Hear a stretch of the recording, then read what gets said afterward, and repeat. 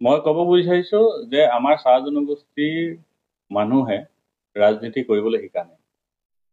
আজিৰ তাৰিখত আমি যেনেধৰণৰ ৰাজনীতি কৰিব লাগিছিলে তেনেধৰণৰ ৰাজনীতি কৰিবলৈ কিন্তু আমাৰ অসমৰ চাহ জনগোষ্ঠীৰ লোকসকলে বা আদিবাসী লোকসকলে সেই কথাখিনি শিকা নাই বা নাজানে, ৰাজনীতি কৰিব নাজানে তেওঁলোকে।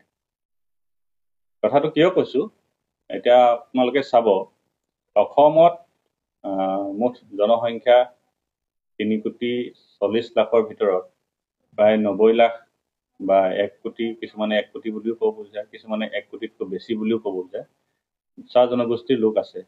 কিন্তু সেই জনসংখ্যা অনুপাতে অসম বিধানসভাত কিন্তু আমাৰ যিমানজন বিধায়ক থাকিব লাগিছিলে সিমানজন বিধায়ক নাই। আপোনালোকে যোৱা বছৰৰ বিধানসভাৰ যিসকল বিধায়ক আছে তেওঁলোকৰ লিষ্টখন যদি চায় তেতিয়া দেখা যাব চাহ জনগোষ্ঠীৰ পৰা মাত্ৰ যোৱাবাৰ 5জন বিধায়কে বিধানসভালৈ নিৰ্বাচিত হৈছে। কিন্তু অন্যান্য জনগোষ্ঠী যাৰ জনসংখ্যা চাহ জনগোষ্ঠীতকৈ কম, উদাহৰণস্বৰূপে ধৰি লওক আপোনালোকে বড়ো, ৰাভা, কাৰ্বি। বড়ো, ৰাভা, কাৰ্বিৰ পপুলেশ্যন অসমত 40 লাখতকৈ বেছি নহয়, কিন্তু তেওঁলোকৰ বিধায়কৰ সংখ্যা বিধানসভাত 19জন আছে। যোৱাবাৰ MLA লিষ্টখন চালে এইটো দেখা পাব বড়োসকলৰ, কাৰ্বি, ৰাভা তেওঁলোকৰ সকলো মিলাই 19জন বিধায়ক তেওঁলোকৰ বিধানসভাত আছে। ঠিক তেনেকৈ মিচিং সম্প্ৰদায়, যিটো অসমত মিচিং জনগোষ্ঠী আছে, তেওঁলোকৰ বিধায়কৰ সংখ্যা 4জন আছে, তাৰে এজন মন্ত্ৰীও আছে। তেওঁলোকৰ জনসংখ্যা কিন্তু 10 লাখতকৈ অসমত বেছি নহয়। 10 লাখ জনসংখ্যাৰ পৰা যদি 4জন বিধায়ক হয়, 40 লাখ জনসংখ্যা থকা জনগোষ্ঠীৰ পৰা যদি 19জন বিধায়ক হয়, তেতিয়াহ'লে আমাৰ চাহ জনগোষ্ঠীৰ 70 লাখে হওক বা 80 লাখে হওক বা 1 কোটিয়ে হওক, সঠিক তথ্য যদিও নাই, তথাপিতো অনুমানিকভাৱে সকলোৱে 1 কোটিতকৈ অধিক বুলি কয়।